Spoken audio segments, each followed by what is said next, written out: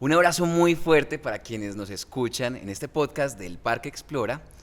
Hoy vamos a hablar sobre la sed de los bosques andinos, sobre el comportamiento de las plantas y estas cosas fascinantes.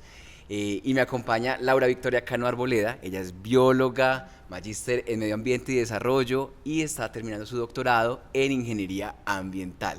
¿Qué más, Laura? ¿Cómo vas? Hola David, muy bien, ¿y tú? Muy bien. Voy a empezar con una pregunta. ¿Hay alguna planta que a vos recordés y que te haga pensar en tu infancia? Sí, la que le llamamos dormidera, la mimosa pudica. ¿Y Me por qué? encanta, porque mi papá me enseñó, como que mi papá tiene mucho que ver en mi fascinación con las plantas.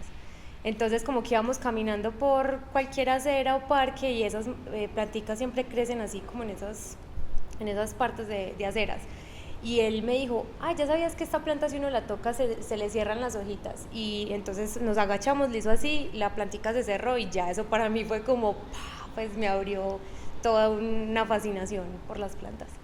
Pero, ¿y desde chiquita sabías entonces que te gustaba ese tema y que querías más grande ser científica? O, pues porque estamos en un mundo que te dice, no sé, estudie mercadeo, estudie programación, pero ¿en qué momento uno dice, no, yo quiero estudiar biología, la naturaleza? No, o sea, como bióloga no específicamente, pero yo creo que yo desde niña sí tenía muchos intereses en hacer investigación o ciencia, algo así, precisamente porque como que a través de mi papá, él me mostraba como el mundo, como vamos a descubrir el mundo, hagámonos preguntas del mundo y busquemos cómo responderlas y eso a mí me empezó a llamar mucho la atención. Yo creo que ese sí era como mi idea científica, pero hasta que entré a la universidad fue que supe que quería trabajar con plantas, pero antes no, yo amaba mucho las plantas y salir y ver los animales y todo, pero no lo tenía como súper claro desde Pero entonces chiquita. cuando entraste a biología en la Universidad de Antioquia, ¿ya sabías que te gustaba, pues que querías como especializarte en las plantas o eso fue en el camino? No, eso fue en el camino. Yo de hecho llegué a la U,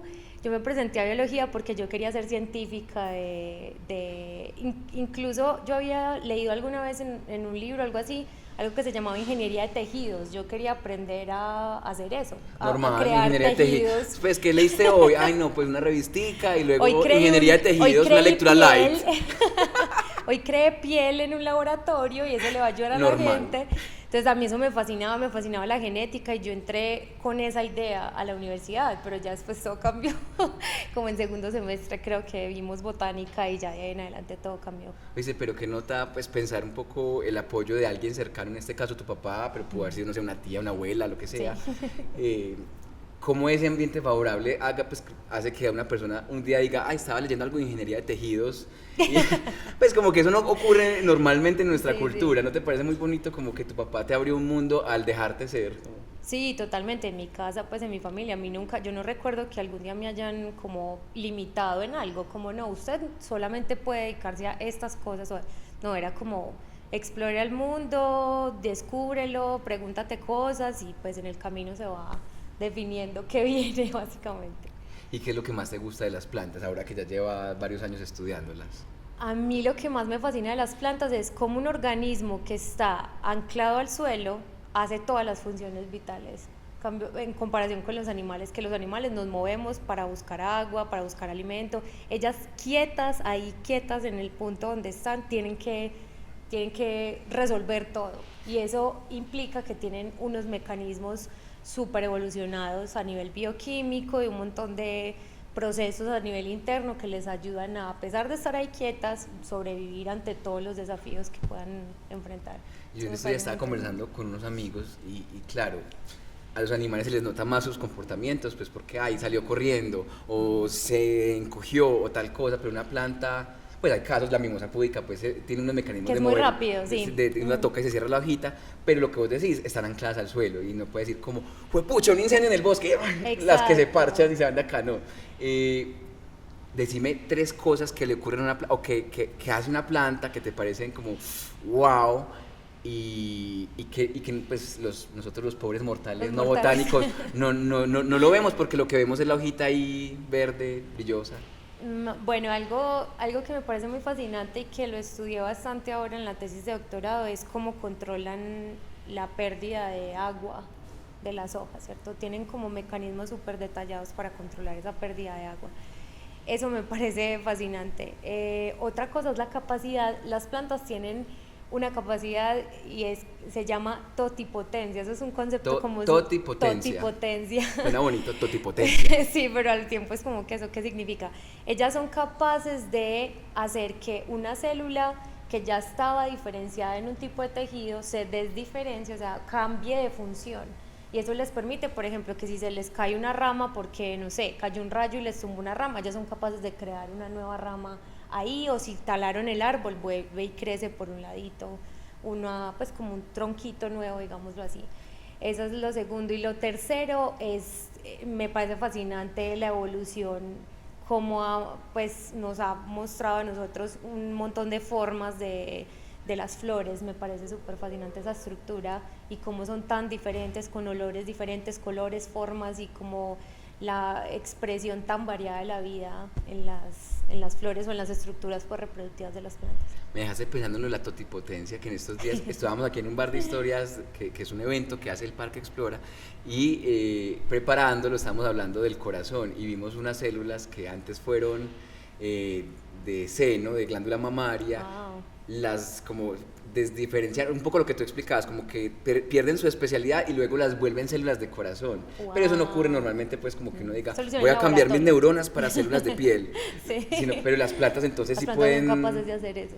Ah, pero que mero superpoder, ¿ok? Sí, porque y de hecho eso las diferencias es que por mucho tiempo las plantas se estudiaron como los animales, como, o sea, las trataban como si tuvieran la misma estructura de los animales. Por eso en libros muy viejos de botánica hablan de órganos, y ya sabemos que no es correcto usar el término órganos, Entonces, sino ¿cómo les dicen? estructura reproductiva, vegetativa, radicular, O sea, que no foliar. la flor es el órgano reproductor. No, lo ideal es que no. Que cállate, estúpido. No, pues normal, cada quien que use No, pero lo que tampoco. quiera. Pero sí, pues ya hemos venido entendiendo que ellas son una forma de vida diferente. Entonces ellas son modulares, quiere decir que están hechas como si fueran piezas de Lego. Entonces cada piecita se ensambla una con otra y forman la estructura. Quiere decir también que ellas, si pierden una de esas piezas del Lego, no importa, o sea, no se van a morir. O sea, si se les pierde una rama o se les pierde una hoja, una flor, no importa, es como una más, ¿cierto? Puedo producir una nueva sin problema. En cambio, un animal, no sé, pierde una extremidad o pierde la cabeza o pierde la cola, ya pues es inviable Sí, el contado organismo. algunos casos que logran regenerarse, Exacto, pero solo digamos pues... en general, Sí. exacto. ¿Y a usted da rabia que digan matas? No, No, no. porque es como que con los A mí me geólogos, que uno dice encanta. piedra, es como No. roca, y con algunos botánicos uno dice mata, y es como... No, a mí me encanta porque es una expresión de nuestra cultura y de nuestra relación con las plantas. Las maticas, así Sí, les dicen las abuelas, las maticas, tías, sí. los tíos, yo les digo también Las maticas. maticas, exacto. Sí. Bueno, vení, y vos decías que están ancladas. ¿Qué problemas se enfrenta una planta? Pues de todo. Que una planta necesita para sobrevivir sol, nutrientes en el suelo, agua, ya básicamente esas tres cosas. Nutrientes es elementos químicos que ella necesita absorber para desarrollar sus funciones. Entonces necesita resolver esas tres cosas básicas. Bueno, Y no también que le digan necesita... cosas bonitas, no, que les canten. Sí, creo.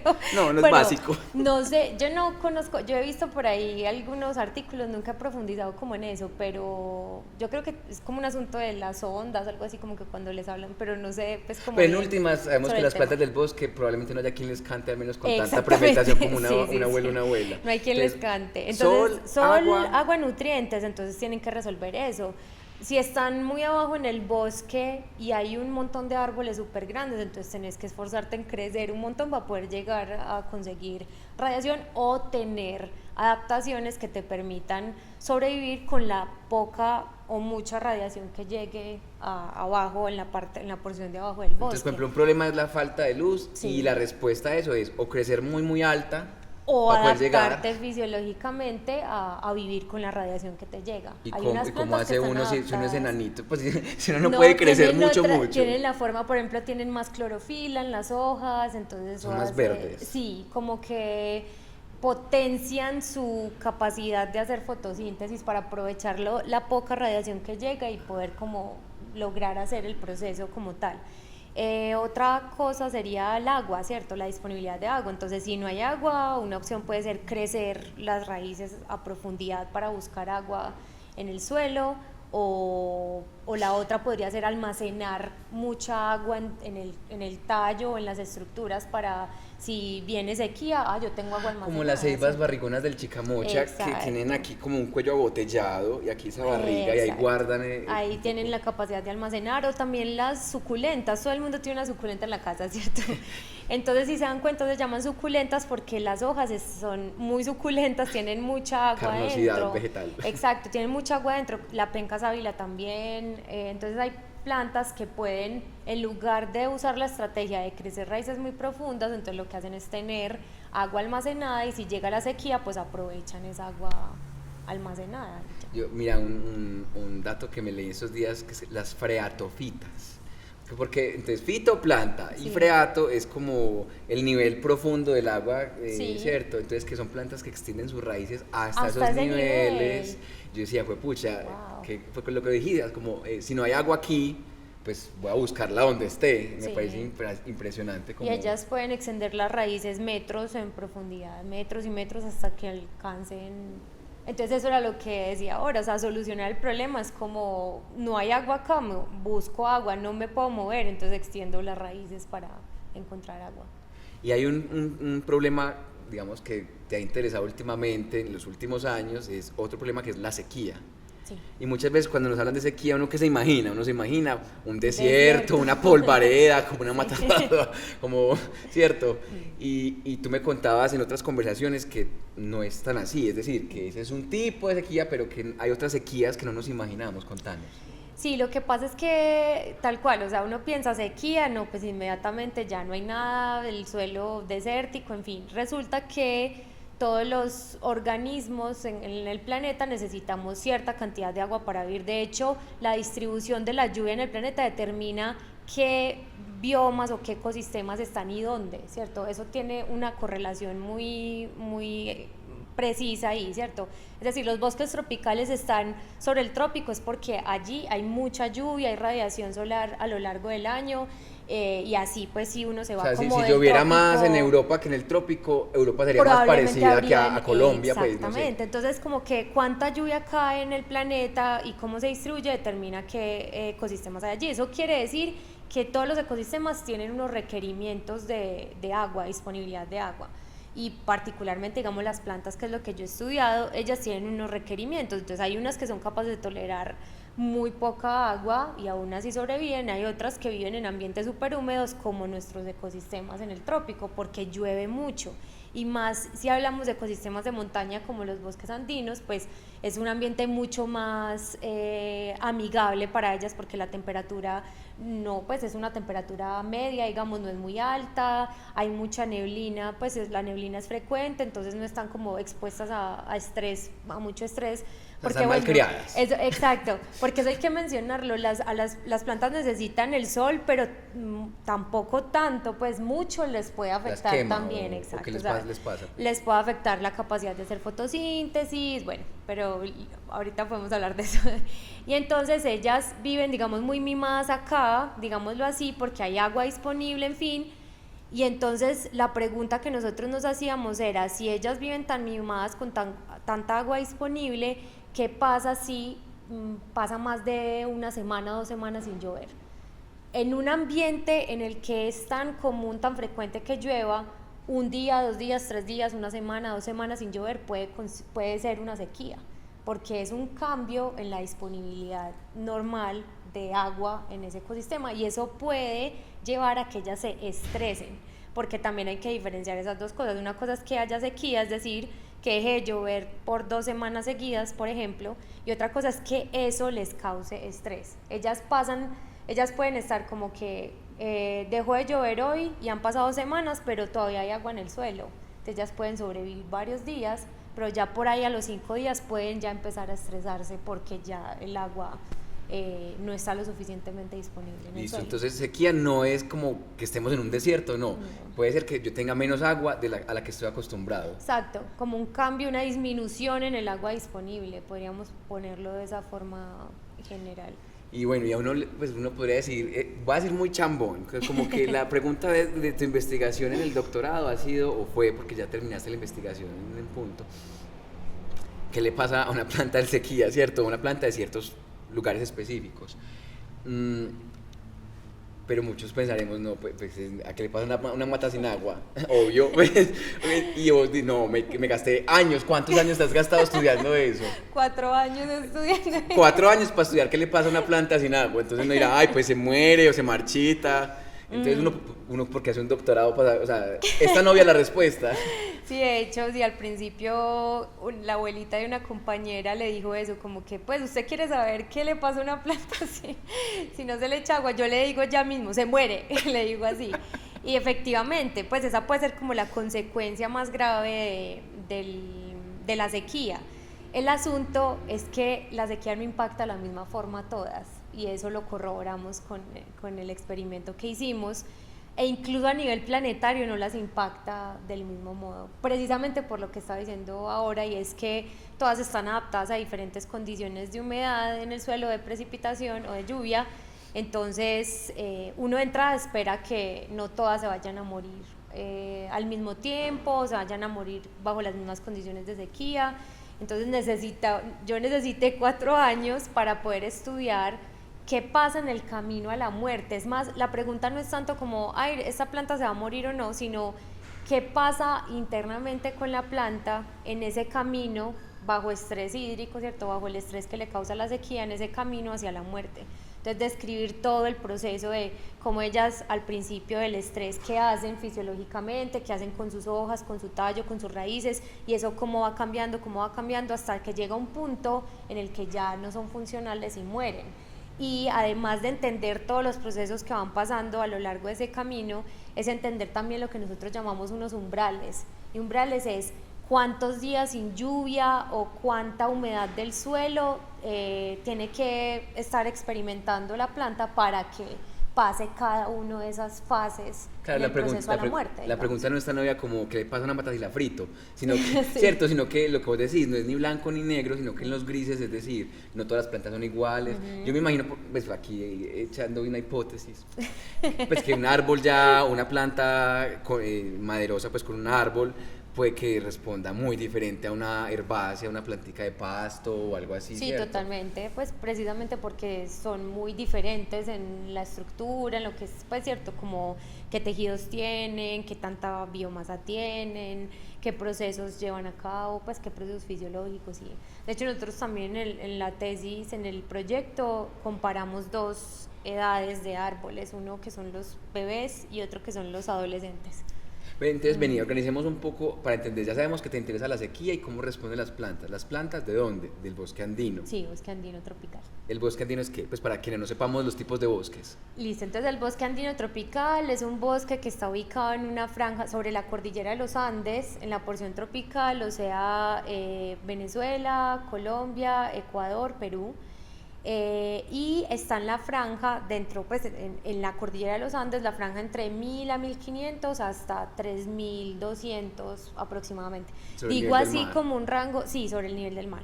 Digo un rango porque eso puede variar entre las cordilleras, pues en el caso de Colombia, pero esa es como una definición general. Entonces nosotros podemos afirmar que aquí alrededor de Medellín o el ecosistema en el que nosotros vivimos es bosque andino tropical.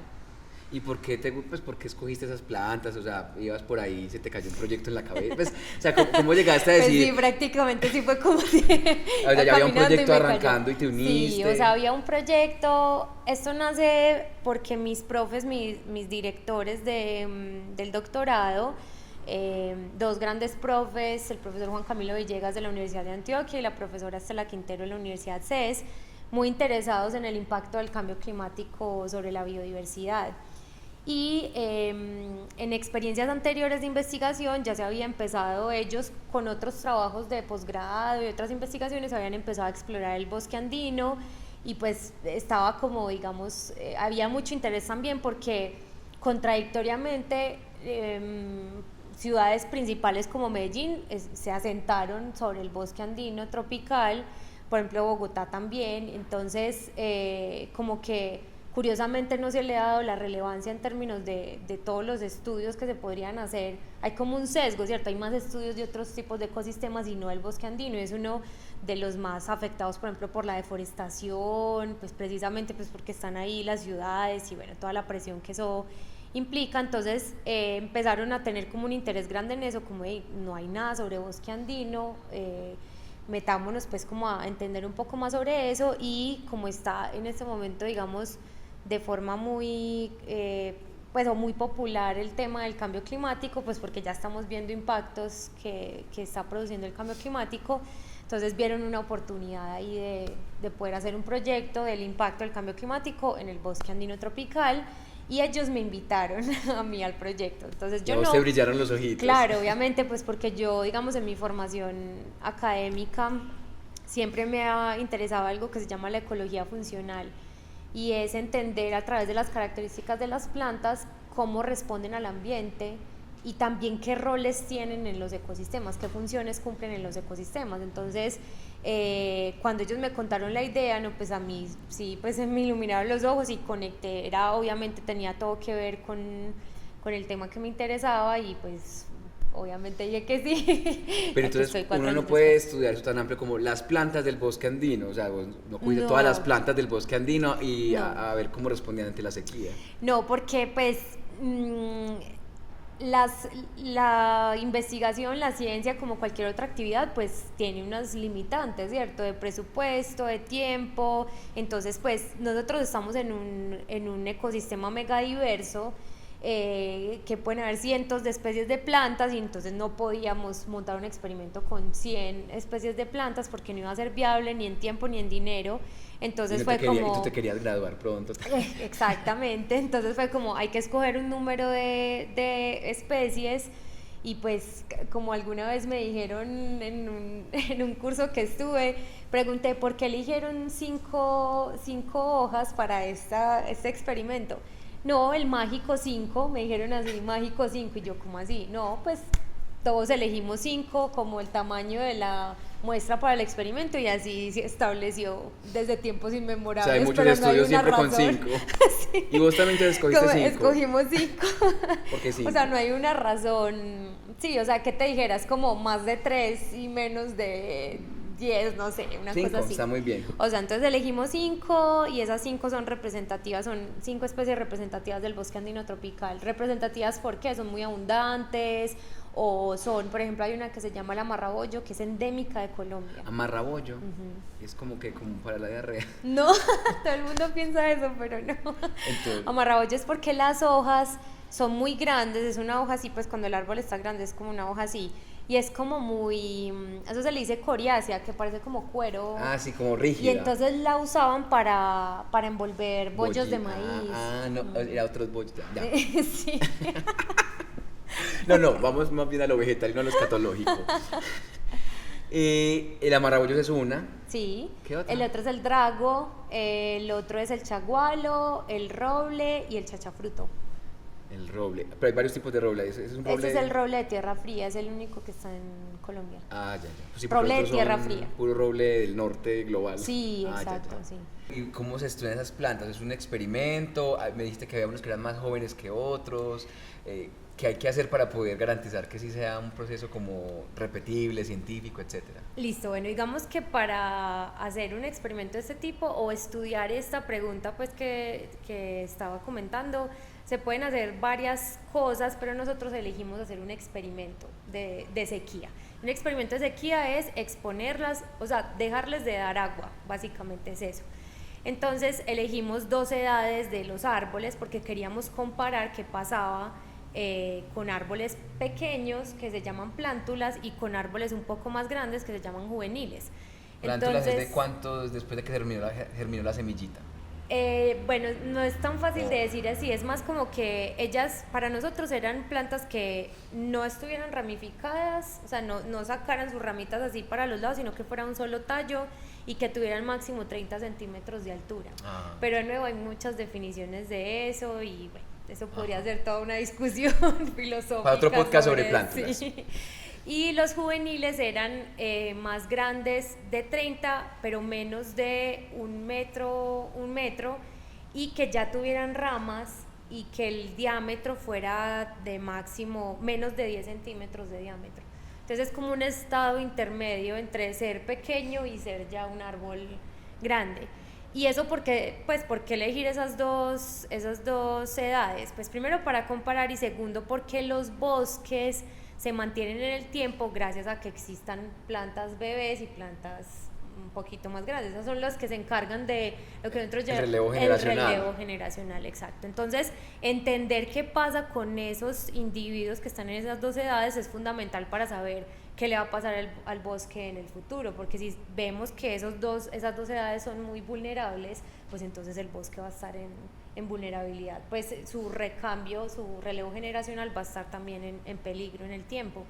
Entonces, estos dos grupitos experimentamos con ellos, los sometimos a sequía. El de las plántulas lo hicimos en un invernadero en la Universidad CES y eran 650 plántulas. Eso fue también, o sea, ambos experimentos fueron un gran trabajo, pero la verdad. ¿cómo se ve? Eso es como un invernadero como los que uno ve, que es como una carpa plástica, lleno de esos como cositos de plástico negro con maticas así en serie. Exacto, nosotros las teníamos en unas bolsitas y entonces como las bolsitas no eran capaces de sostenerse por sí mismas, nos tocó resolver. Esto es lo interesante de hacer, a mí me fascina esto de hacer ciencia, es como resuelva, y más a nivel pues de hacer experimentos. Y más si no hay presupuesto. Y más si no hay presupuesto. Es como resuelva cómo hacer las cosas, y resuelva las cosas era, no había otra opción de poder ubicar las plantas, nos fuimos por cajas de frutas a la minorista a comprar las cajas esas donde empacan los mangos, esas.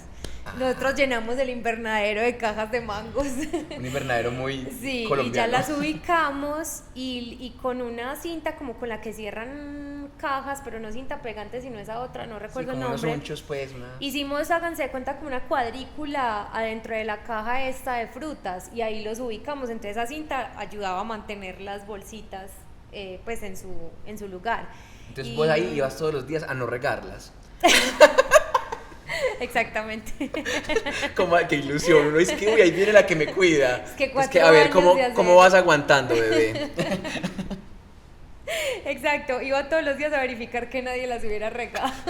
Ay no, todo lo contrario. Además pues porque era un invernadero grande y habían otras cosas ahí, nosotros sufríamos porque avisábamos a todo el mundo, ojo, no vayan a regar estas plantas porque acaban con el experimento literalmente, ¿cierto?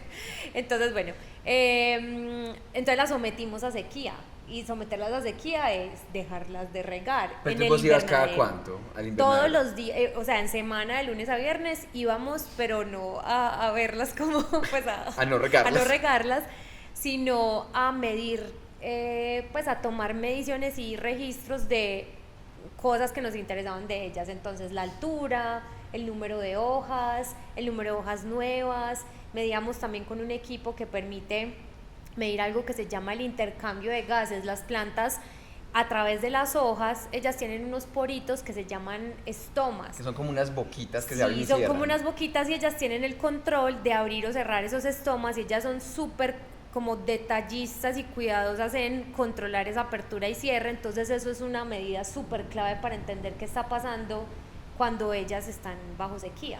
Entonces nosotros con un aparatico medíamos eso, como qué tanto estaban haciendo ese intercambio de gases. Entonces eso, más otra medida que se llama potencial hídrico, que el potencial hídrico es como, háganse de cuenta, como un termómetro, como si yo le estuviera midiendo la temperatura de qué tan enferma está la planta, por decirlo así, porque esa medida, el potencial hídrico, nos permitía entender qué tan estresadas estaban por la pérdida de agua en el suelo, pues porque ya no tenían agua en el suelo.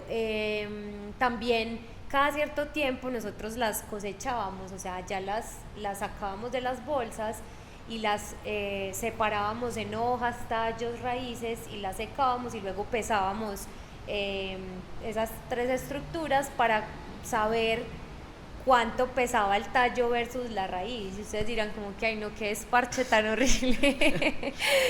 Eso es muy importante cuando se estudian las plantas, porque como las plantas son capaces de, como decía ahora, ellas están ancladas en el suelo y necesitan resolver las cosas, y una forma de resolver es, listo, tengo que crecer la raíz, le voy a asignar o voy a llevar más biomasa a la raíz, más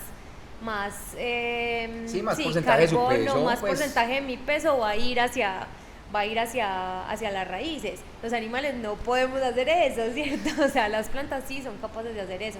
Uno no es como que, bueno, ya voy a decidir que todo se vaya para las piernas o que todo se vaya para los brazos, no. Las plantas son capaces de hacer eso. Es como, necesito crecer raíces, mando todo hacia la raíz o parte ¿Vos te a imaginas la uno en raíz. un parcial? Uno es que necesito más cerebro y llega Y que ya así de alto creciera. cabezón. Qué permiso. Tal cual. Bueno, y entonces les medías esas cosas a las plantas. Ve, a propósito de regar plantas, de no regar plantas, aquí está lloviendo, por si de pronto escuchan un ruido de fondito, normal, esas cosas pasan. A las plantas de Laura no. Sí, cosa que No yo les- no no les hacía llueve. en mi experimento. No, entonces estaba contándote, entonces hicimos, en el invernadero hicimos esto que estaba contando, pero también teníamos un experimento en campo. ¿Eso qué quiere decir? O sea, nos fuimos a una montaña, era una montaña así, pues súper empinada, y establecimos un experimento allá con los árboles más grandes, porque eran árboles que tenían de 50 centímetros a un metro, o sea, eran ya grandes, eran unas bolsas grandes, pues los trasplantamos a esas bolsas. Entonces allá había un reto muy grande porque allá no había invernadero, o sea, no había una cubierta que evitara que el agua llegara a la bolsa. Entonces nos tocó, eso fue fue una maratón, una cosa. Duramos 2 meses y más de 20 personas nos ayudaron a poder trasplantar todos esos árboles. ¿Cuántos Eran 400 árboles. 400 árboles. Y los teníamos que en llevar desde la pendiente. parte alta y irlos ubicando. Háganse de cuenta que es como que se hicieron unos surcos, así como unas escaleritas, y en cada escalera se ponían una filita de árboles, era de a 5 Como árboles. una gradería, pues, de Eso, árboles. como unas. Entonces, eso fue toda una maratón, un montón de gente nos ayudó, compramos volquetas de tierra. Al principio, Y como eso está que en el bueno. presupuesto. Sí, claro, obviamente. Es que me das volquetadas de tierra Sí, me da por favor 2 volquetas de tierra. para el doctorado. Entonces, sí, entonces al principio la montaña no tenía hechas los surquitos. Entonces fue como O sea, que les tocó remover la tierra sí, para la poder primera volver idea- esa escalerita. La primera idea fue llevar una retro que hiciera así y fuera haciendo O sea, que con la palanquita de la retroexcavadora fuera haciendo esa era la cada idea. piso. Por eso les decía que es que uno se imagina un montón de cosas y tiene que solucionar un montón de problemas, pero eso es lo divertido en el proceso, ¿cierto? Entonces Lo llamamos divertido. a un señor que tenía una retro, llegó a la parte de arriba de la montaña, miró la pendiente y dijo, no, yo no me meto por allá, o sea, si yo me meto, ruedo con la máquina, pues con la máquina hacia hasta abajo y nosotros, no. Entonces, bueno, ese fue tipo esos momentos que es como que todo se cayó, toda la idea se cayó y vuelva y empiece, bueno, entonces, ¿qué hacemos? Pero ¿y vos emocionalmente qué? Porque, bueno, No. sumémosle a esto que hacer un doctorado, quienes nos están viendo o escuchando, hacer un doctorado no es sencillo y no porque lo académico, muchas veces porque te tocó una asesora repaila, por los recursos, por el tiempo y porque es desgastante emocionalmente. Precisamente por eso, porque es desgastante, es porque uno se tiene que enfrentar a demasiadas situaciones que resolver, a un montón de frustraciones de que las cosas no salgan como uno las pensó que Y iban como a la ser. planta estás anclada ahí. Exactamente, y uno está anclado ahí, no puede huir, tiene que resolver estando ahí. Entonces, pues en ese momento, yo ya en este punto, uno después de pasar todo ese proceso, obviamente uno crece un montón emocionalmente, como que, pero en ese momento obvio hay desesperación y es como, ¿qué vamos a hacer? Pues como que todo está muy mal, pero no, ya uno respira profundo y dice, listo, no se puede con la máquina, busquemos otra opción. La opción fue que terminamos contratando a una persona que lo hiciera a mano, a punta de asadón.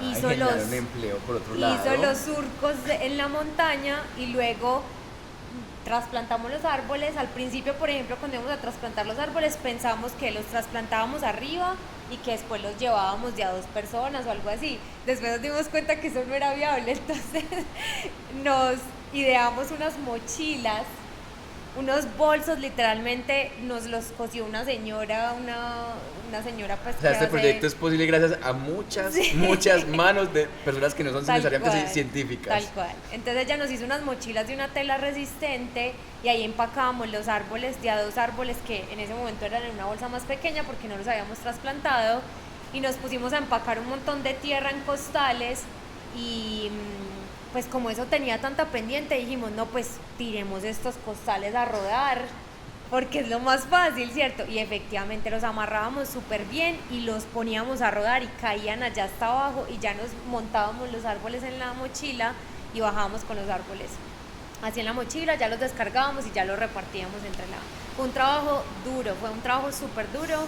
Entonces establecimos el experimento y a los árboles de allá, como estaban expuestos a todo el ambiente, nos tocó ponerles unas ruanas de plástico.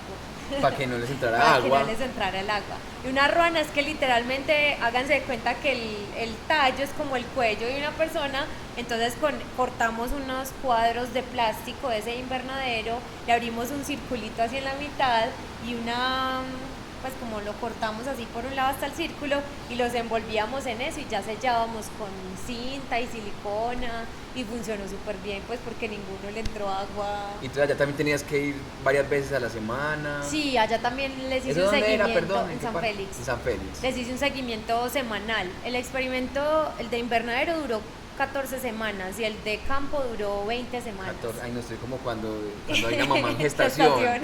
No, 14 semanas semanas dio son 4, un matemático. Casi 4 meses, listo. 4 meses y el otro 5 meses. Y también medíamos pues como todas las otras...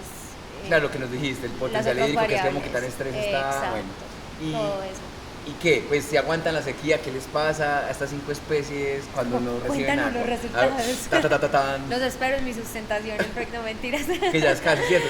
Ya estás que te gradúas. Ya casi sustento la tesis, que es como cuando uno va y defiende lo que hizo ante unos jurados. Pero bueno, esto es primicia para todos los que están viendo y escuchando. Ya saben. ¿Qué encontramos? Encontramos pues varias cosas, pero yo diría que la principal es que, contrario a lo que pensábamos nosotros, inicialmente pensábamos que todas esas especies, como son tan mimadas, les gusta tanto el agua, están tan adaptadas a la lluvia, así como estamos escuchando en este momento el aguacero, nosotros pensamos que les iba a ir súper mal, o sea, que todas se iban a morir muy rápido, que no iban a aguantar esas condiciones de sequía, y sorpresivamente no. En las 5, la que le fue peor es el amarrabollo, y después le sigue el chachafruto. Le fue peor es porque se murió, fue la de mayor porcentaje de mortalidad. Alcanzó 80% de mortalidad. Eso es sí, 8 de eso cada es grave. 10 amarrabollos no contaron esta historia. Exactamente. Entonces eso es bastante grave. Luego viene el chachafruto, que no alcanzó porcentajes tan altos de mortalidad, pero quedó, digamos, de segundo ahí en el ranking. Y ya las otras 3 no son tan vulnerables. De hecho, el roble de tierra fría es como si nada hubiera pasado. Fuerte como un roble. Sí, literalmente. O sea, duró 20 semanas sin agua y no le pasó absolutamente nada. Todos sobrevivieron. Entonces, ese resultado fue muy sorpresivo para nosotros, porque es como así se suponía que todas eran muy vulnerables, muy sensibles a estas condiciones de sequía, y no, ellas son diferentes. Entonces ya, cuando ya tuvimos ese panorama, ya empezamos a tratar de entender, pero ¿por qué? ¿Por qué esta sí se murió tanto y esta no? Sabiendo que todas habitan el mismo ecosistema. Y entonces ahí esas otras medidas que tomábamos, esas otras variables que nos interesaban, nos permitieron también entender un poquito. Entonces logramos identificar como 2 grandes, ¿cómo decirlo?, formas de enfrentar la sequía en este grupo de 5 plantas que estudiamos. Obviamente no son las posibles formas que existen en todo el bosque andino tropical, porque para eso habría que estudiar muchas más especies, pero encontramos como dos formas, y una es como almacenar agua en el tallo, las raíces, las hojas, o ser muy resistente en el tronco, tener unos troncos muy como densos, como con una madera muy, muy resistente, digámoslo así. Porque resulta que cuando la sequía afecta a las plantas, lo que pasa es que las plantas tienen un sistema de conducción de agua por dentro, así como si fuera un sistema de circulación del ser humano, digamos. Ellas tienen unos conductos por dentro que van desde la raíz hasta las hojas. A eso se les llama xilema, eso es un tejido. Entonces ellas por ahí transportan el agua, y cuando hay estrés hídrico, el efecto que produce el estrés hídrico es que se empiezan a formar unas burbujas de aire en esos conductos. Entonces háganse de cuenta que se taponan la tubería, es como eso, les da una embolia. Es como cuando se tapona una tubería, que uno abre la llave y no sale agua. O sea, se asfixian. Exacto. Entonces, eso lleva a que el agua no llegue a todos los lugares que tiene que llegar en la planta y ella va perdiendo funciones y va muriendo. Entonces, cuando yo les contaba las dos formas, es las que están como en esta forma que les decía que almacenaban mucha agua, resisten muy poco a esa embolia, pero almacenan mucha agua en la estructura. Y las de la otra forma resisten mucho a esa embolia porque tienen maderas más densas, pues como una madera más resistente, más fuerte a la formación de esas embolias. Y, O sea que la crisis climática produce embolias. Pues a lo que voy es, entre más sequía puede haber en una región, las plantas van a estar en ese estrés, les sí, dan esas burbujitas y puede que se les mueran ramitas o toda la planta, bueno. exacto. De Ok. hecho, eso ya se sabe, pues como que toda la investigación que se ha hecho en torno a esto, que decíamos, pues que decíamos al principio como que es que si las plantas están en sequía se mueren, sí, pero ya se sabe por qué se mueren. Se mueren por algo que se llama falla hidráulica, y falla hidráulica es que toda la tubería está taponada, todos los tubitos, todos los conductos estén taponados, entonces ya no circula agua, ya no llega, ellas se gastan el agua que les quede en las hojas o en otras porciones del tallo de la raíz y hasta ahí, porque ya no tienen forma de conseguir más agua. Y también le pasa a las plantas del jardín. Claro, les puede pasar. Ahí ya saben, si no riegan las plantas del jardín, embolia, o sea, Sí, las están llevando a la tapando embolia. las arterias de la planta. O sea, para que uno sea más consciente cuando deja de regar las maticas. Sí, hay que regar las maticas.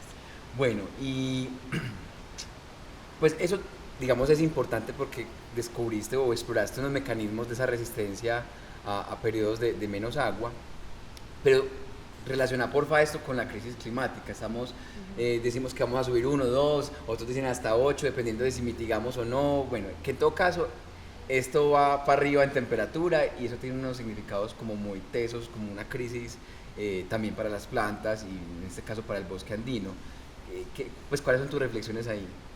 Bueno, ¿qué pasa en el contexto del cambio climático? Pues ya sabemos que la temperatura del planeta va en aumento, que existen unas proyecciones, pues dependiendo también de qué decisiones vamos a tomar pues de acá a algunos años, pero en general digamos que se proyecta que la temperatura sigue aumentando y eso implica que está circulando más energía se está quedando en el planeta y eso produce que los eventos climáticos extremos sean cada vez más frecuentes, cada vez más intensos y que ocurran en momentos que no se esperan, ¿cierto? Entonces, uno de esos eventos climáticos extremos es una sequía, por ejemplo. Entonces, lo que se proyecta es que varias regiones del mundo van a estar experimentando sequías más frecuentes, más intensas.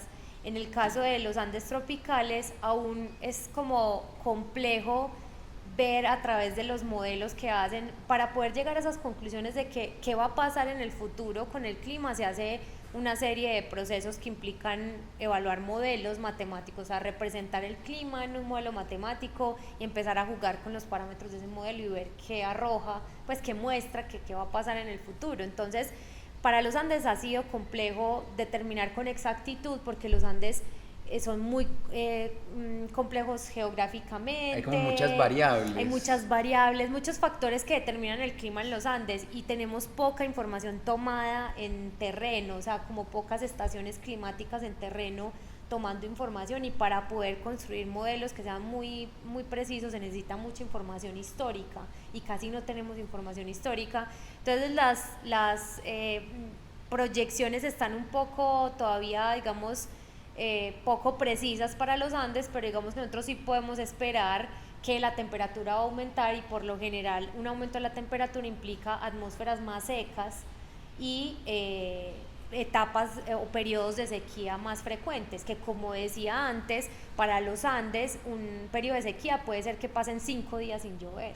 Entonces puede suceder en el futuro que eso sea cada vez más frecuente o incluso se amplíen el número de días sin llover en los Andes. Entonces ahí se conecta con por qué nosotros sometimos a esas especies a la sequía, porque entonces nosotros lo que estamos haciendo es un poco como adelantándonos a lo que va a pasar, como tratando de ver qué les va a pasar a ellas, cómo van a responder cuando el ambiente esté como se proyecta que va a estar, y es que hayan periodos de sequía más, pues, más amplios, digámoslo así, o más intensos, más frecuentes incluso, porque eso es otra, es que mejor dicho, esto es un mundo súper amplio, porque una cosa es cuántos días sin lluvia, otra cosa es cuál es el efecto de que sea frecuente esos días, ¿cierto? Que por ejemplo esta semana no llovió 5 días seguidos y después a la próxima semana otra vez otro periodo sin lluvia, y después otro periodo sin lluvia, ¿eso cómo las afecta? Hay muchas preguntas que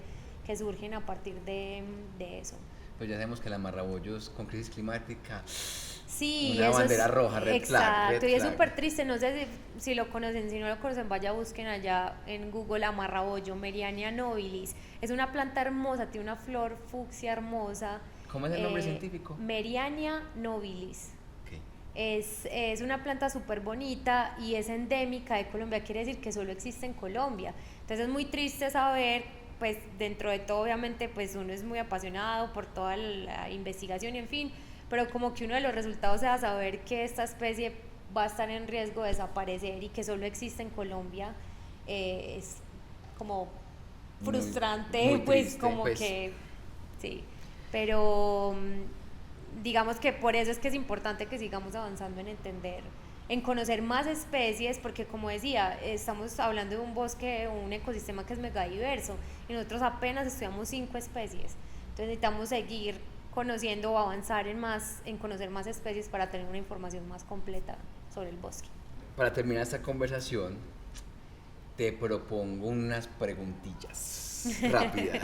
Preguntas rápidas para respuestas rápidas. La primera, si pudieras entrevistar a una de las plantas que estudiaste en el doctorado, ¿cuál sería? Solamente una de las 5 especies. Y ella te va a responder con total honestidad. ¿A quién sentarías en este sillón? ¿Y qué preguntas le harías? Conversación de 4 días. Yo creo que a la Amarrabollo, sí. ¿Sí? Sí, le preguntaría que por qué se murió. ¿Por qué se murió tanto? Pues como para poder entender bien los mecanismos. Pues, ¿qué pasó?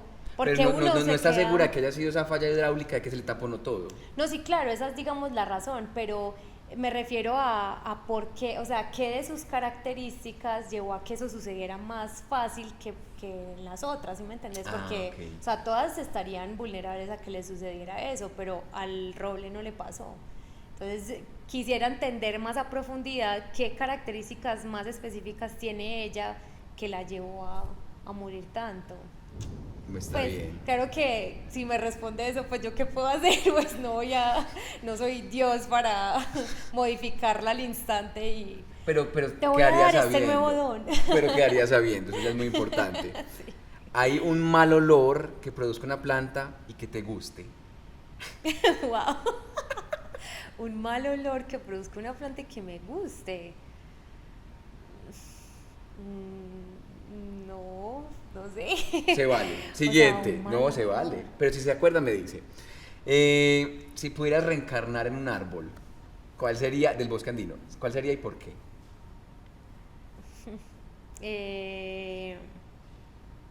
El roble de tierra fría. Por resistente. Por resistente. Por no resistente. En un amarrabollo. El amarrabollo no es un árbol. ¿O sí? El amarrabollo sí, es un árbol. Sí, es un árbol. No, pero sí en el roble, por resistente. Está bien. Una planta que te haya hecho sentir una emoción muy fuerte, tristeza, enojo, confusión.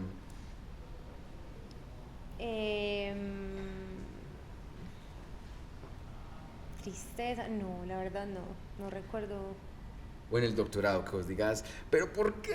No, yo ya pues al final del experimento yo las odiaba todas. ¿Pero por qué? Pues ya estaba demasiado cansada, era como que en qué momento se me ocurrió. No, pero mentiras, no, la verdad no recuerdo como que alguna me haya... La alegría de la mimosa. Sí, ese sí fue alegría. En general, sí, no sé, me emociona mucho entenderlas, estudiarlas, no recuerdo como que alguna me haya producido... Es bueno. donde me parece fascinante las que he conocido algunas muy raras. Hay una que se llama una aristoloquia, que es una enredadera, tiene una flor súper extraña y es como toda mística incluso, porque es como súper raro encontrarla en el bosque. He tenido la fortuna de verla 2 veces y huele mal, pero a mí no. Aristoloquia. Pues, sí, pero a mí no me molestó el olor. Dame más. Me pareció muy bacano entender eso. Alguien me dijo, no, es que huele súper mal porque es que atrae moscas. Yo era como, ¡ah! Y es una flor súper bacana, es una cosa enorme. Háganse de cuenta que es como este tamaño. Como el tamaño Parece de como que una para quienes tuba. están escuchando. Parece como una tuba. un instrumento musical, Sí. tuba. Ah, ok. Eso, búsquenla, Aristoloquia. Muy Aristoloquia. bonita. Bueno, y por redes sociales nos llegaron un par de preguntas para ti. @bmanuelo dice, ¿cómo se ponen de acuerdo los árboles de un bosque para poder vivir bien todos juntos? Bueno, primero hay que Sí, decir bien, que bien. no necesariamente viven bien todos juntos. Se pelean. Entre ellos también hay problemas de convivencia, obviamente. Sí, ¿Por no, qué? contame Pues por un uno al menos. principio básico, y es que los recursos son limitados y ellos están compitiendo por esos recursos y hay que Mi sol. sobrevivir. Hay que sobrevivir, ¿cierto? Entonces, yo entiendo que las plantas tienen forma de comunicarse unas con otras a través de moléculas. Ellas producen unos químicos, digamos, al ambiente, y la otra planta es capaz de recepcionar ese mensaje y entender, digamos, cuál es el mensaje. A través de eso se comunican. Hay algunas que sí se ayudan unas con otras, pero pues digamos que sí, en general están compitiendo por sobrevivir cada una. Bueno, @pinchegorrión en Instagram. ¿Qué puedo hacer desde mi casa, en área urbana, para proteger los bosques? Bueno, yo creo que en general todos tenemos la posibilidad de proteger los bosques, vivamos en áreas urbanas o no, un poco cuestionándonos nuestro estilo de vida, ¿cierto? Nuestros patrones de consumo, qué comemos, de dónde viene eso, qué impactos tiene eso que comemos, cómo nos movilizamos, porque, digamos, los bosques han sido de los más afectados en toda esta dinámica en la que los seres humanos pues hemos estado por décadas, respecto a cómo es nuestra economía, nuestra producción y nuestro consumo, ¿cierto? Entonces, si nos cuestionamos, eso es una primera fase muy importante. Y segundo, que hagamos, aunque sea un cambio en alguno de esos aspectos, en cómo nos movilizamos, pues cómo nos transportamos, qué comemos y de dónde viene eso que comemos, la ropa que usamos, sí, pues como en general, cómo vivimos. Si hacemos un cambio en algo de eso, yo creo que ya estamos ayudando un poco a los bosques. Bueno, muchísimas gracias por acompañarnos en este podcast del Parque Explora, que estamos hoy desde la sala música, la orquesta propia, y bueno, mil gracias de nuevo. A ti, muchas gracias, y a todos por ver y escuchar. Hasta la próxima.